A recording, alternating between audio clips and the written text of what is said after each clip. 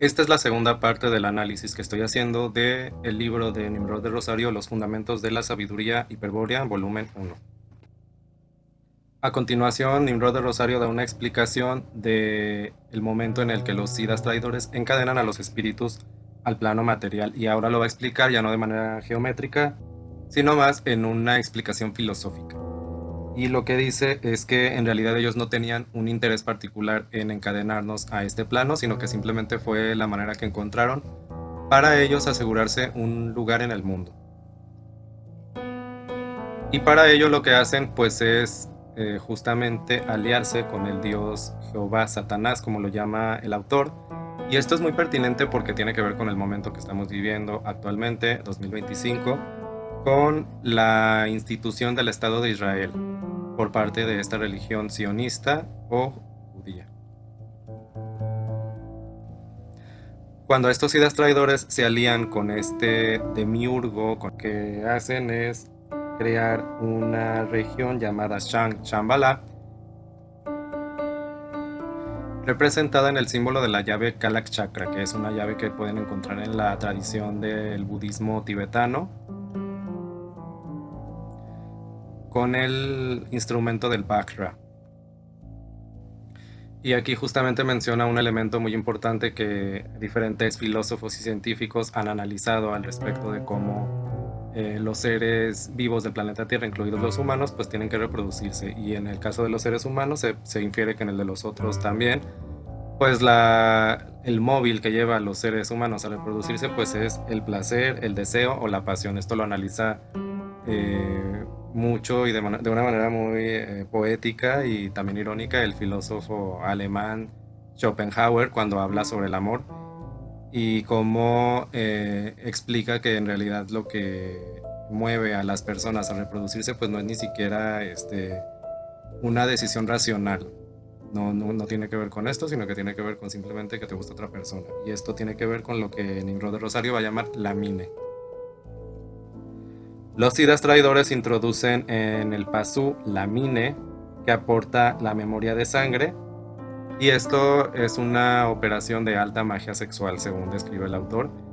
¿Y por qué? Pues porque claro, si no existe este elemento de deseo, de pasión, de atracción sexual, pues es muy improbable que los seres vivos, y en este caso los seres humanos, se reprodujeran, ¿no? En este caso, a través del acto heterosexual.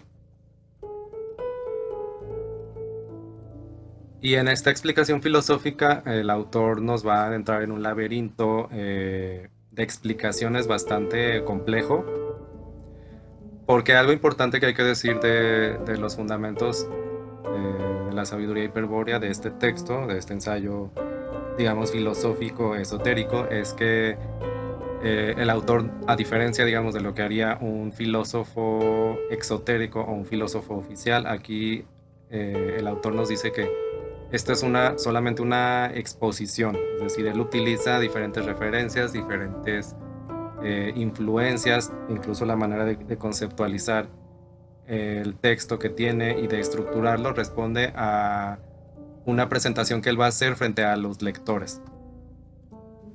Es decir, la verdad que está transmitiendo el texto no se halla o no está construida solamente por el texto, sino que es una verdad metafísica que, que él va a exponer en este texto, a diferencia de lo que haría, por ejemplo, un teórico oficial, un filósofo oficial. Lo que haría es escribir el texto y extraer la verdad de ese texto.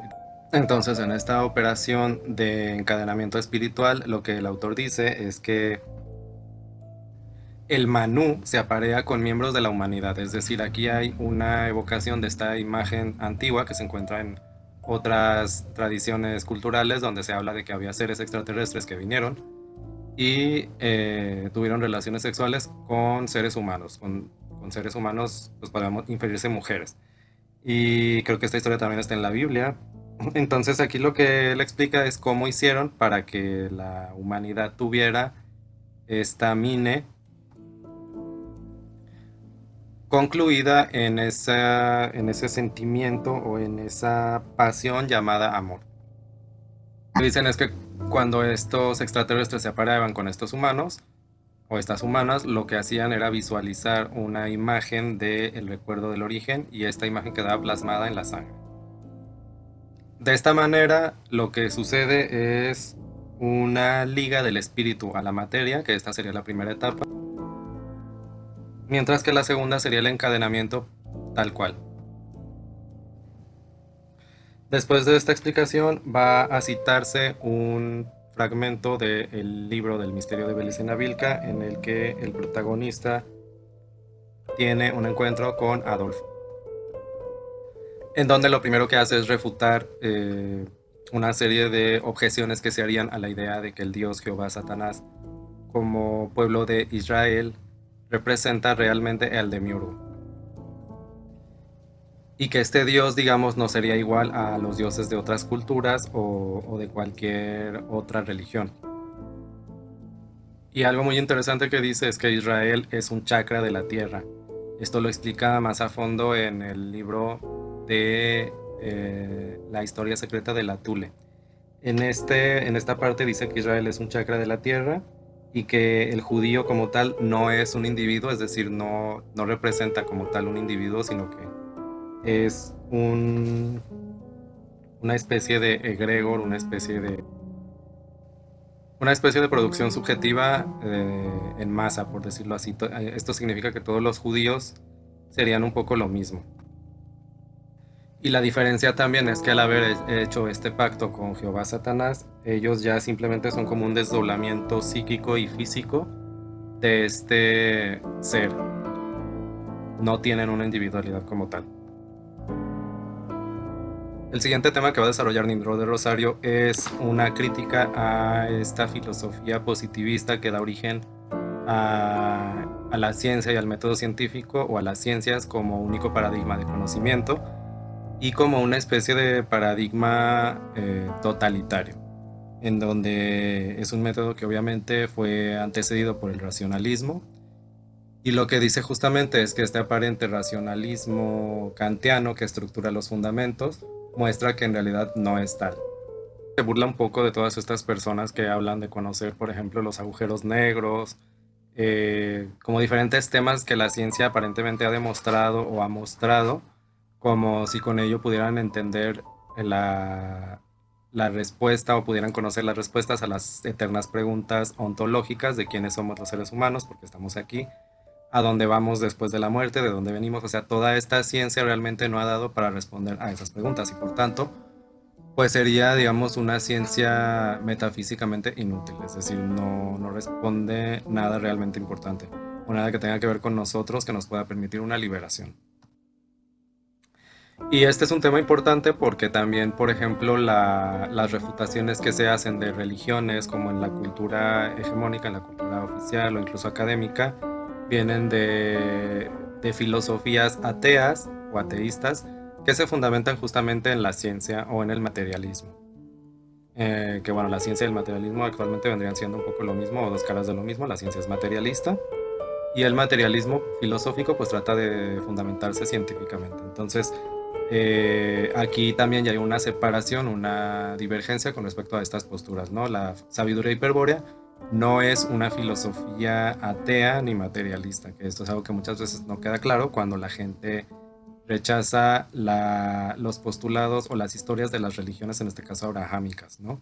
Que entonces creen que no hay nada más o que hay manera de asegurar que no hay nada más allá que lo que perciben los sentidos. Bueno, esto sería otra trampa justamente de la cultura sinárquica, es decir, esta cultura materialista, el método científico, todo esto, sería pues simplemente otra cara de la sinarquía que nos obstruiría y especialmente obstruiría a los buscadores de la verdad, del conocimiento, de la realidad, de conocer realmente las respuestas que estamos buscando y finalmente una liberación de este estado de esclavitud en el que estamos. Y esto tiene que ver con ciertas proposiciones que podemos encontrar, por ejemplo, incluso en redes sociales, en donde aparentemente, digamos, inventados en esta cultura científica, se habla de que los seres humanos estamos realmente en una situación en donde somos insignificantes para el universo, donde realmente no importamos, nuestra vida y nuestra muerte dan un poco lo mismo, porque el mundo sigue. No sé si alguna vez han escuchado este tipo de tesis, Pues el autor aquí va a decir que eso es completamente falso, porque en realidad el ser humano sí tiene una función en el planeta Tierra, tiene una función en el universo que tiene que ver con aportar sentido al mundo. Es decir, el demiurgo crea a los seres vivos y crea a los seres humanos para que descubran su creación y le otorguen un sentido, lo admiren como si fuera un artista. De aquí que, por ejemplo, los masones hablan del demiurgo como el gran arquitecto, ¿no? Como el arquitecto en este sentido artístico, o sea, como alguien que crea un universo, crea un mundo, y este mundo, por tanto, hay que admirarlo. Bueno, aquí todas estas ideas son de la mano derecha, son ideas demiúrgicas, ideas sinárquicas.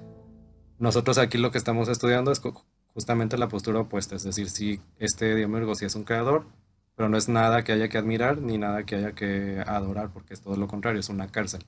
Tú no vas a adorar una cárcel, aunque esté muy bonita y muy arquitectónicamente bien diseñada, finalmente sigue siendo una cárcel.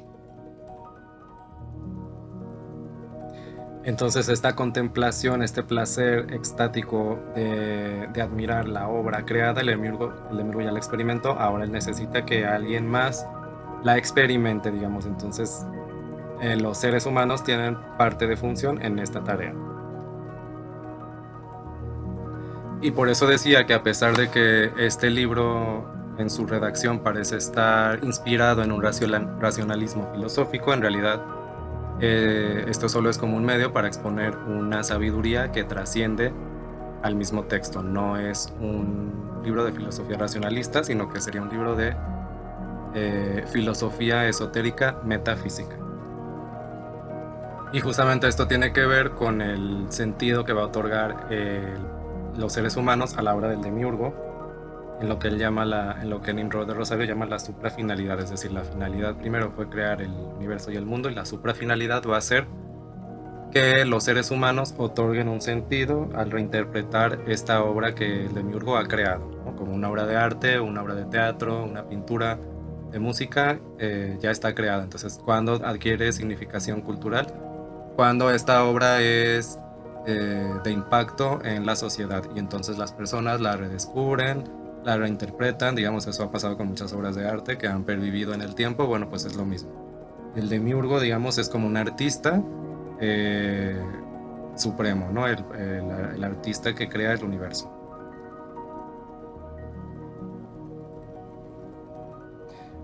A continuación, el autor expone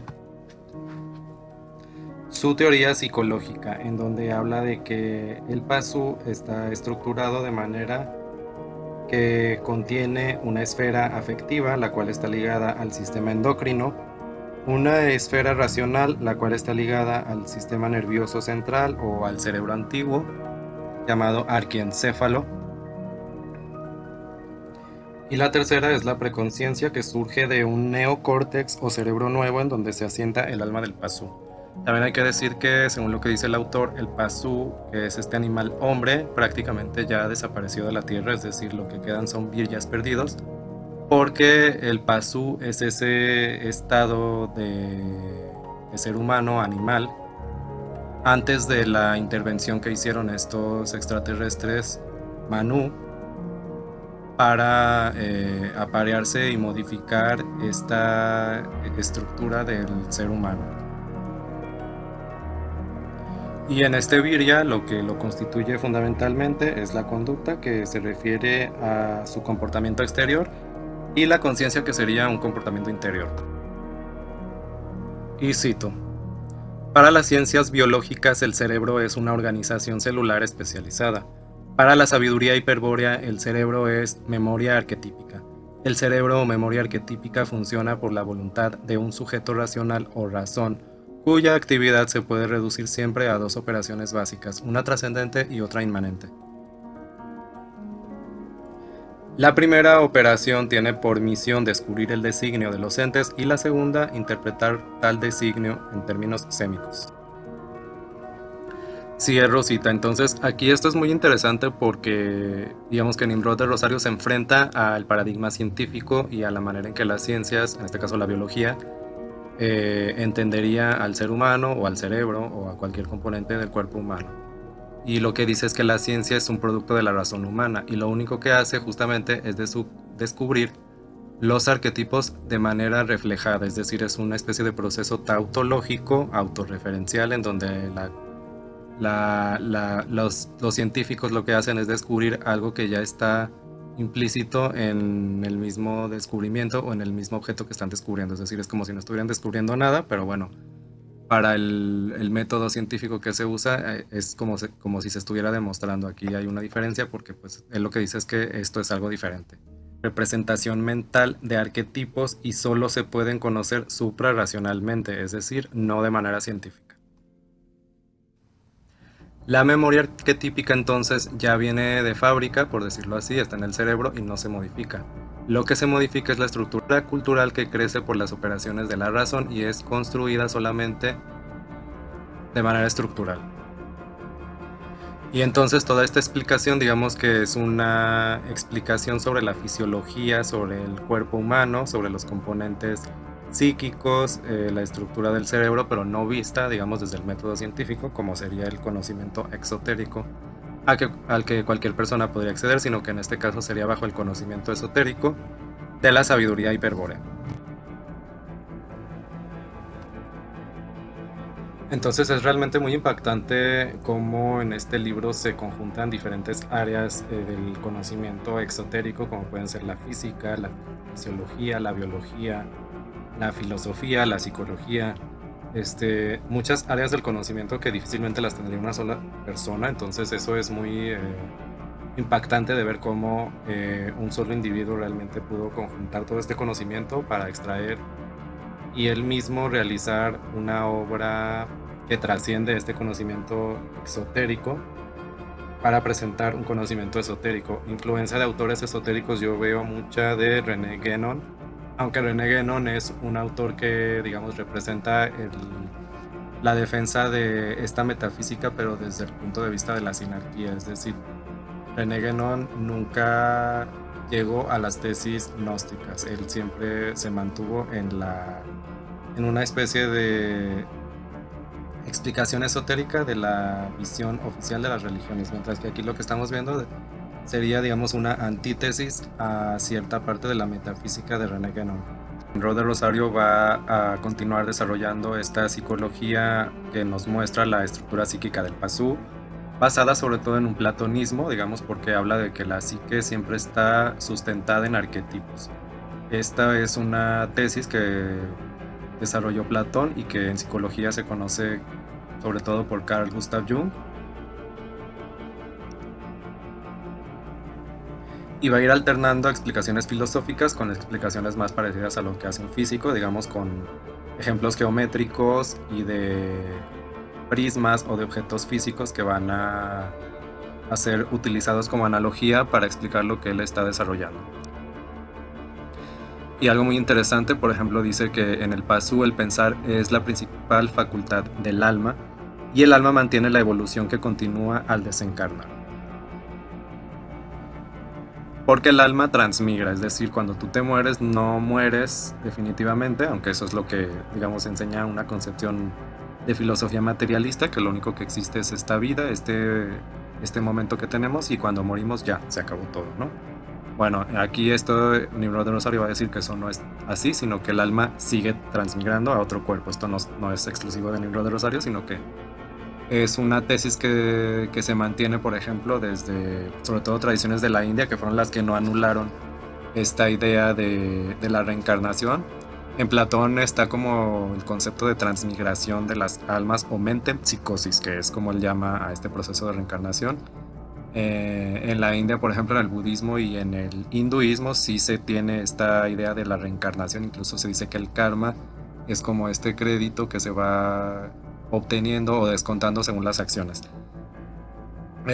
Aquí no se va a introducir como esta visión moral, porque en las religiones siempre hay una visión moral. Se dice que en el cristianismo, por ejemplo, al principio sí se tenía esta tesis de la reencarnación, pero fue eliminada, ¿no? Digamos, seguramente por motivos estratégicos o de control. Y en el cristianismo ya solo se dice que solo existe una vida. Dice que el pensar es el estado de actividad esencial de la estructura cultural y el pensar es la vitalidad de la estructura cultural. El pensamiento es una vivencia de un sistema en esa estructura. Y cito, la voluntad instintiva determina la función de la razón de acuerdo a la forma de los patrones de conducta. Naturalmente, tales patrones son formidables especializaciones del instinto animal elaboradas tras millones de años de evolución del arquetipo humano. Es decir, aquí va a ser un análisis donde los conceptos que más intervienen son el de voluntad y el de pensamiento, que digamos serían como las constituciones psicológicas y vitales de los seres humanos, en especial de su versión ancestral, que es la del paso. Entonces, algo que deja ver mucho el autor es que él realmente sí leyó, sí conoce tradiciones, sobre todo de la filosofía occidental, de la psicología.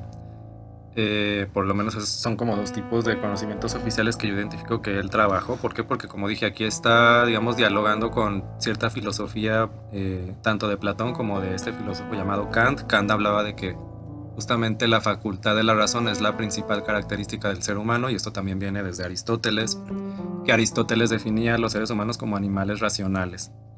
Entonces, aquí lo que va a decir Nimrod de Rosario es que esta racionalidad característica del humano es más bien una característica esencial del pasú.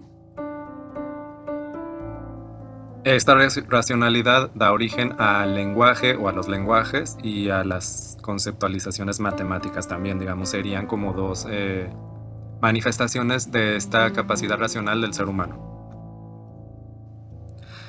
El siguiente tema que trabaja el autor es el del concepto, y esto es muy interesante porque, por ejemplo, en la filosofía occidental, con lo que se trabaja es con conceptos, y por ejemplo hay dos autores, Deleuze y Guattari, que hablan de que la filosofía justamente es el trabajo de la fabricación de conceptos, eso es lo que hace un filósofo, pero no llegan a, digamos, a explicar qué es un concepto como tal. Aquí o tendrán otra explicación. Aquí algo muy interesante es que Nimrod de Rosario va a analizar, de acuerdo a estos elementos o a estos ejemplos geométricos y físicos, cómo es que él entiende un concepto. Cada concepto, dice, equivale a una tajada longitudinal del sistema cortada sobre el plano de significación de los lenguajes. Un concepto está determinado por las dimensiones de la relación, extensión y comprensión. El lenguaje consiste en conceptos donde diferentes lenguajes crean múltiples conceptos sobre una misma verdad. ¿Qué es un concepto? Significado de un pensamiento en el contexto de un lenguaje. ¿Qué es un lenguaje? La posibilidad de construir un sistema complejo empleando como elementos fundamentales sistemas simples, estructurados, según una particular modalidad formal. Los lenguajes, entonces, son herramientas del pasú para construir la superestructura llamada cultura, la cual dará sentido al mundo. Esto último es el objetivo de su creación por el demiurgo. Dice que el principal objetivo de la finalidad es la expresión, y que un ser humano simplemente por existir ya está otorgando sentido a esta creación demiúrgica, es decir, en el momento en el que existes te tienes que mover y en ese momento ya estás otorgando un sentido, y de aquí surgen prácticas como las artes marciales o la danza, que serían como una creación cultural muy refinada o creaciones culturales refinadas de esta manifestación del ser humano como pasú. El amor es la dirección hacia la que progresa la finalidad del pasú, es la realización del plan del demiurgo. La cultura es un acto de amor construido por la razón.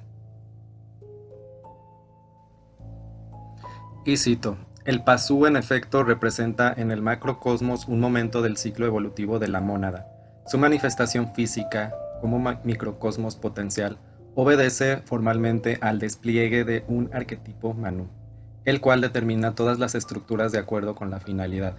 De este hecho hay que inferir que el pasú evoluciona conforme con su destino, sin que tenga jamás motivo para provocar una destrucción voluntaria de su estructura cultural, es decir, en un estado normal, natural del pasú, siempre tiende a lo que Schopenhauer llamaba la voluntad de vivir, es decir, simplemente por estar vivo tú ya vas a querer que esta existencia se perpetúe. Y justamente aquí intervienen la psiquiatría y el psicoanálisis freudiano, a los que el autor critica por decir justamente esto, ¿no? Que un estado natural y mentalmente sano nunca va a sugerir la idea del aniquilamiento o del suicidio.